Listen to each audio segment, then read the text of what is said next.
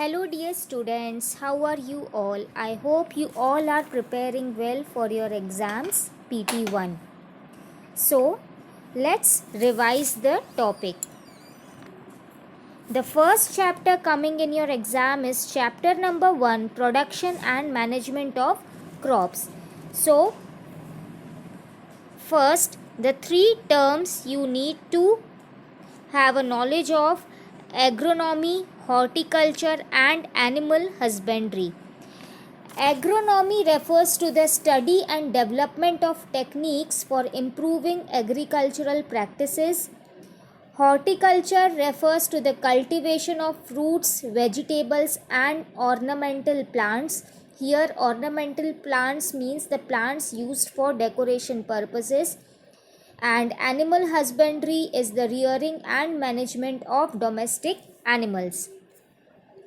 Next is the methods of crop production. When a farmer needs to grow crop in a field, the first step he has to do is preparation of soil. Under preparation of soil, two things come: plowing and leveling. Plowing is the process of loosening and turning the soil for better percolation of air and water. Percolation means better transfer of air and water within the soil.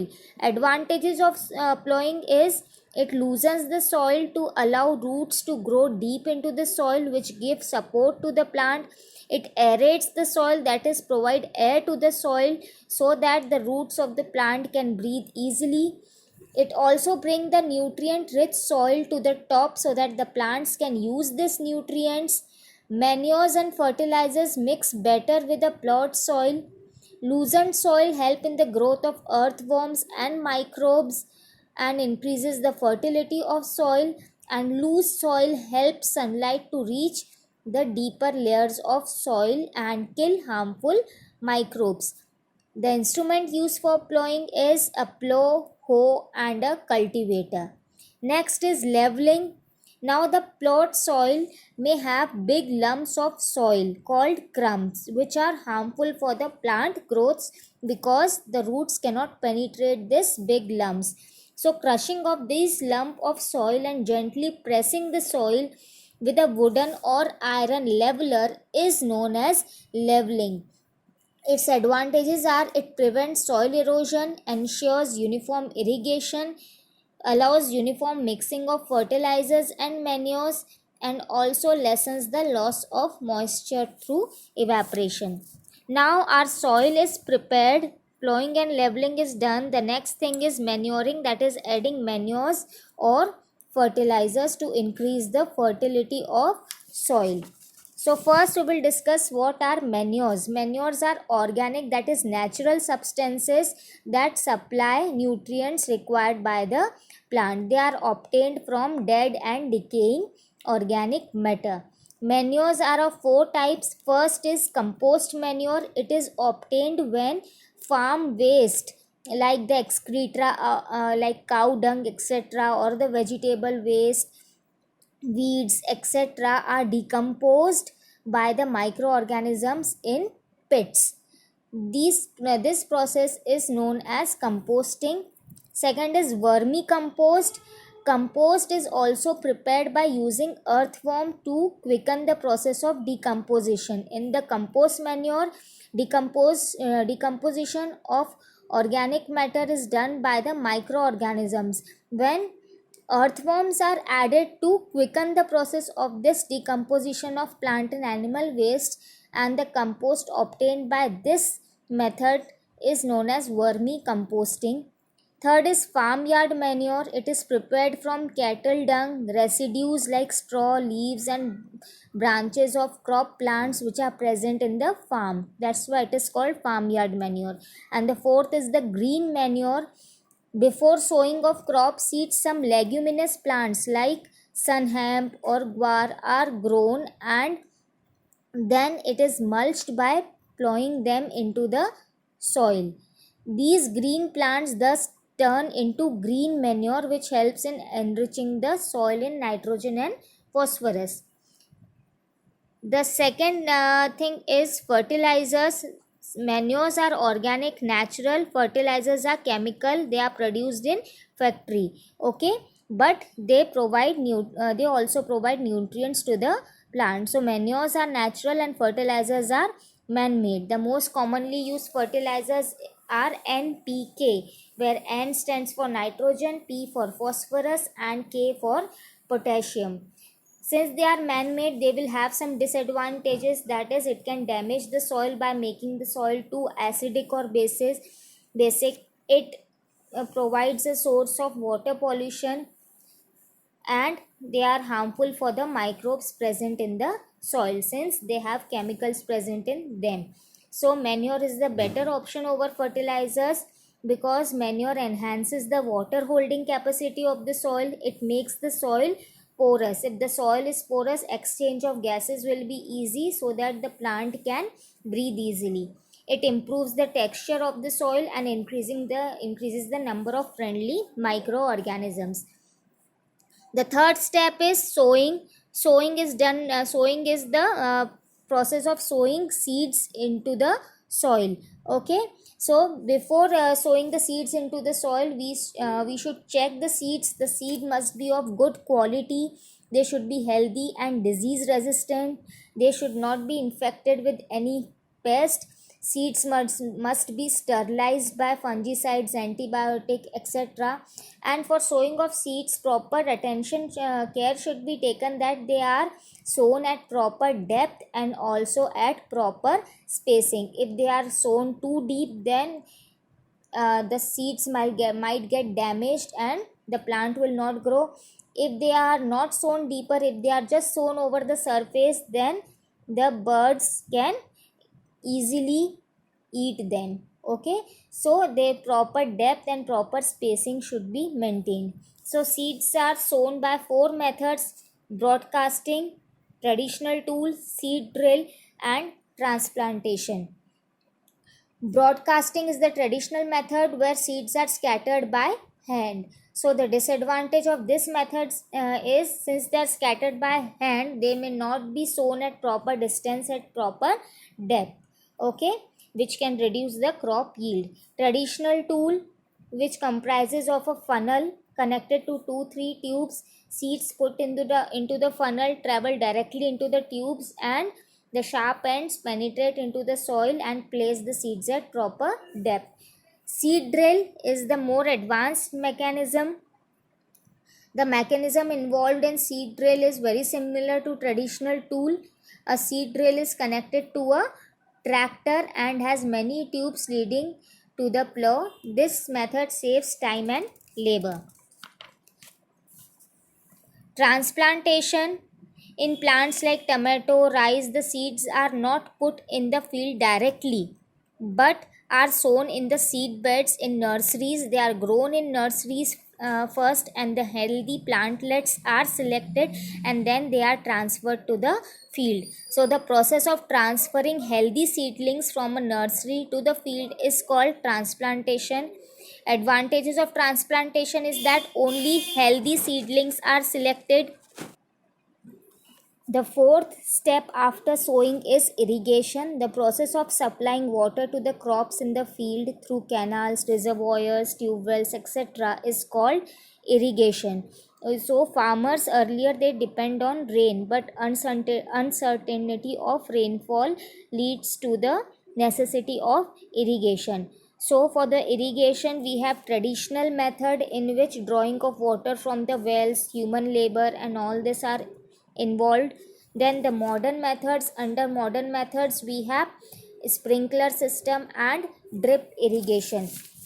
In sprinkler system, it is used in places where the land is uneven or the soil is sandy. This system involves a network of vertical pipes that have rotating nozzles on the top like a shower, and these pipes are joined to maintain to the main pipeline at regular intervals. When the main pipe is turned on, pressurized water flows out through the rotating nozzles and supply proper water to the crops. Second is drip irrigation. Drip irrigation is a useful technique where we face problem of water shortage. As the name suggests, the water is given to the plants drop by drop, that is in the form of drip. So it saves our water. So it is useful where we have water shortage, and sprinkle system is used where the land is uneven.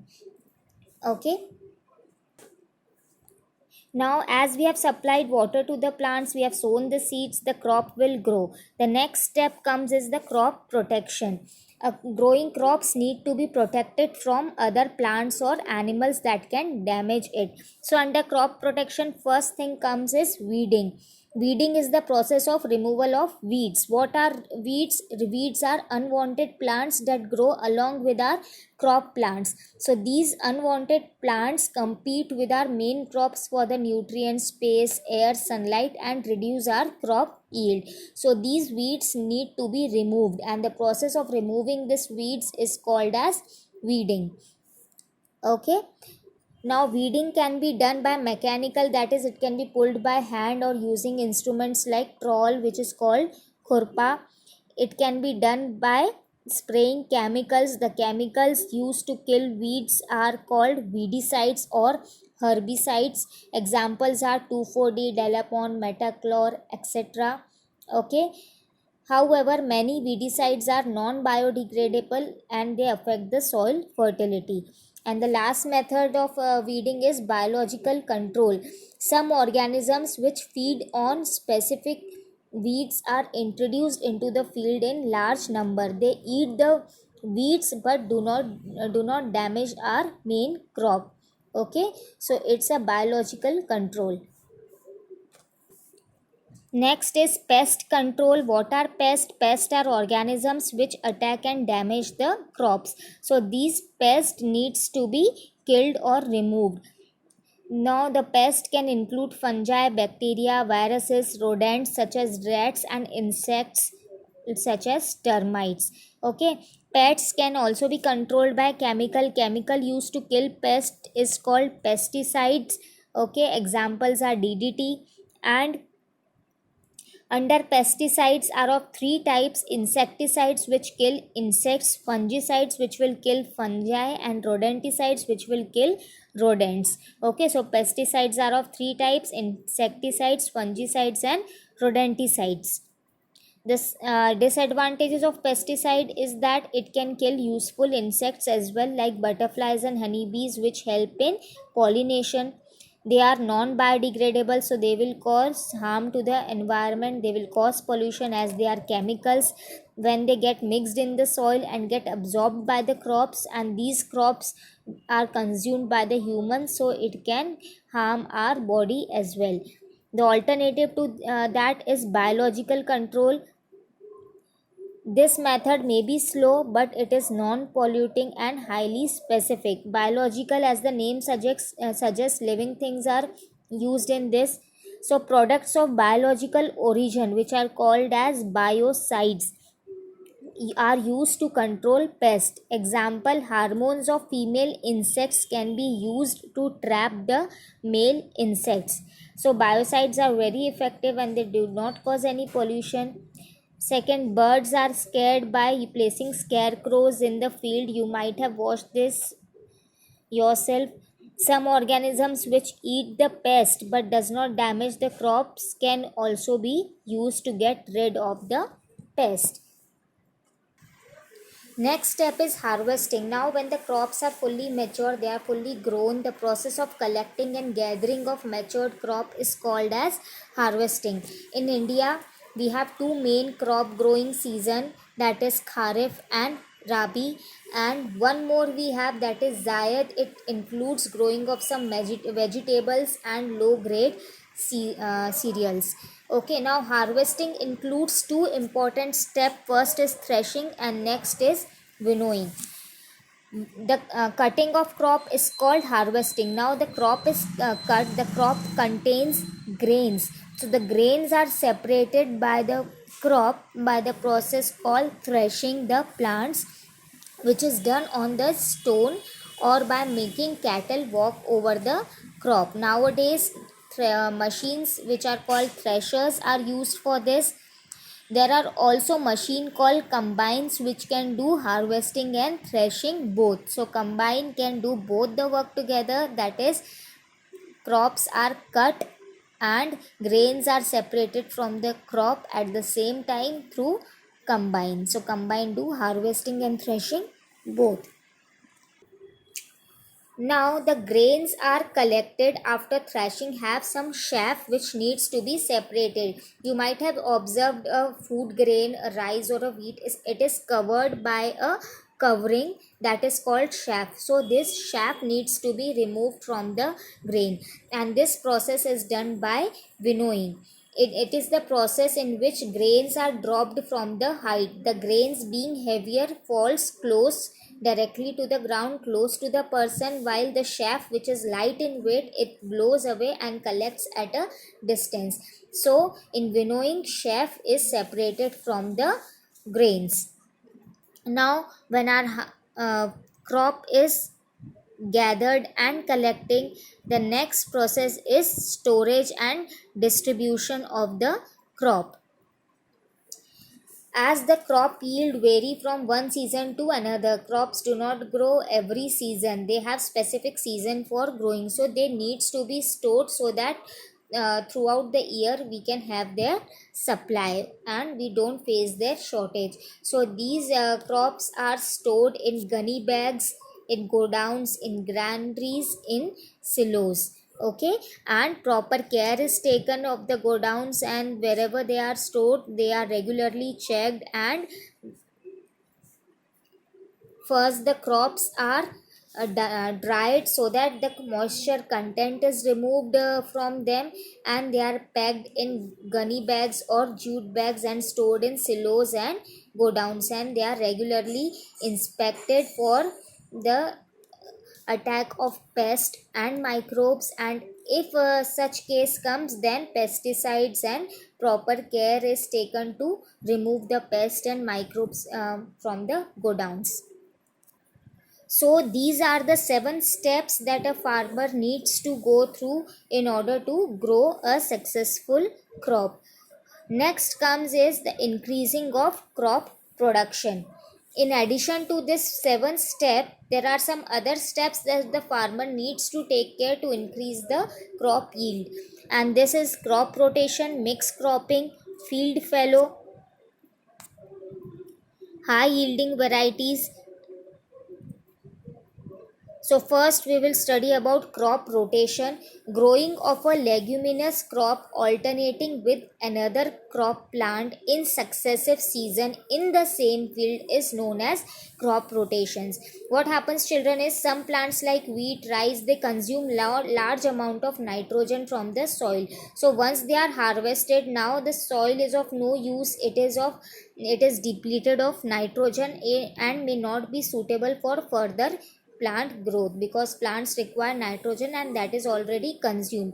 So we need to replenish this nitrogen in the soil.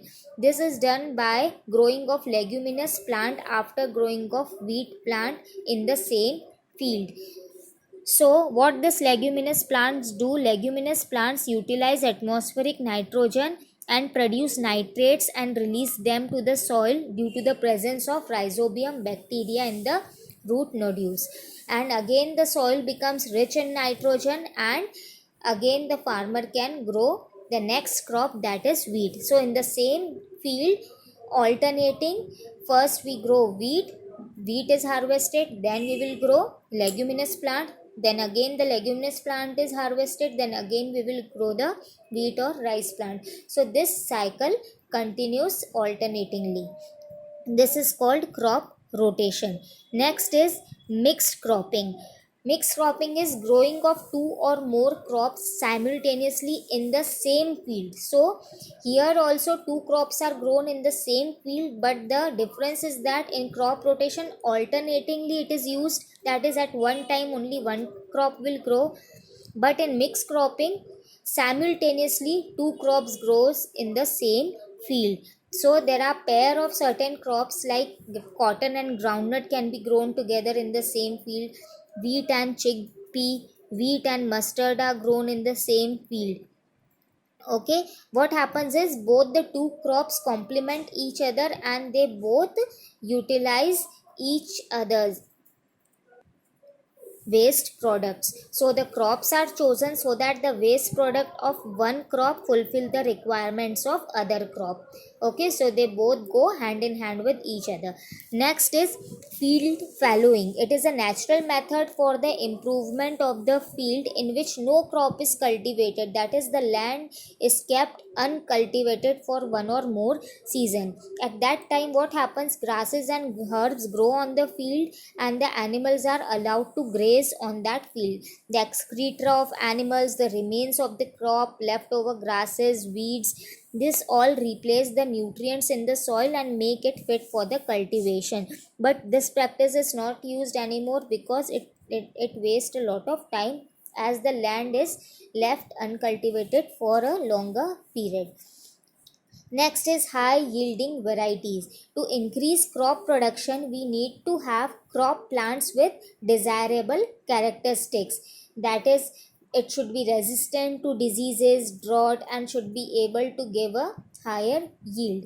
So, this is achieved by the scientists, which are called plant breeders, who experiment with different varieties of plants to produce plants of desirable characteristics through a process called hybridization. Now, what is hybridization? It is the process of crossbreeding two plants having desirable characteristics to give a high yield of superior quality.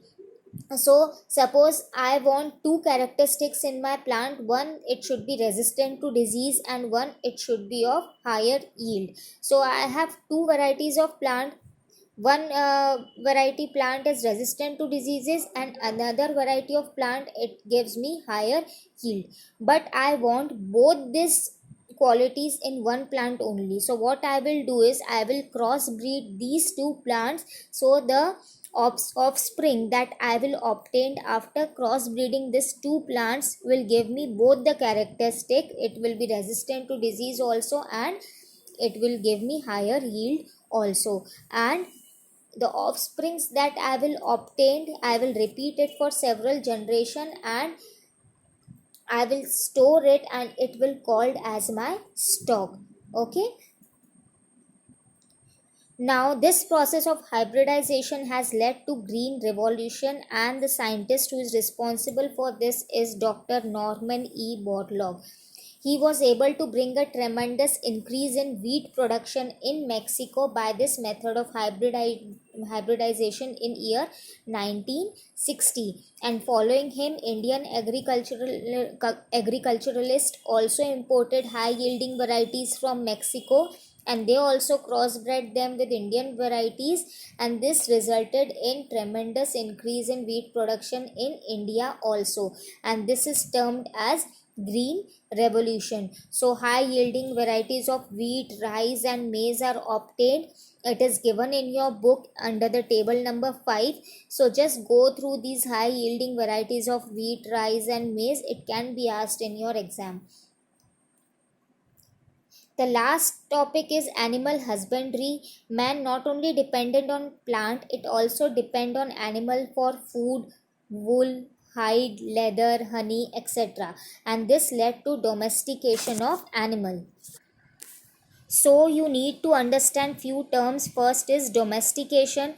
Domestication is the taming of animals for specific purposes. A dog was the first animal who was domesticated. These domesticated animals are called livestock, and the breeding, rearing and caring of this livestock is called as animal husbandry. So domestication, livestock and animal husbandry are three different things. Next, some domesticated animals and their uses are: first is cattle. Cow, buffalo, bullocks are known as cattle.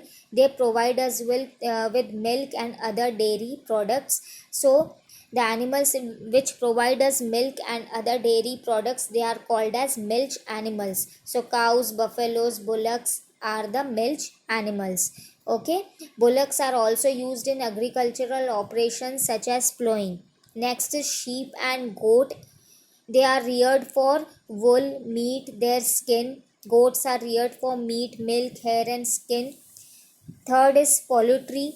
Poultry is rearing of poultry birds like hen, chicken, ducks. It is done for their eggs and meat. Next is fishery. The practice of breeding and rearing of fish on a large scale is called pisciculture or fish farming. Fish are the rich source of proteins. They are easily digestible and growth promoting. So oils obtained from fishes are rich source of vitamin A and vitamin D. Next is apiculture. Honeybees provide two important substances, honey and wax. So, rearing and breeding of honeybees for this purpose is called apiculture. So, children, here we finish with the revision of our first chapter. Go through it and read your book. Questions can be asked anywhere from your book. So, go through the lesson carefully. Okay, all the best, children. Take care. Bye bye.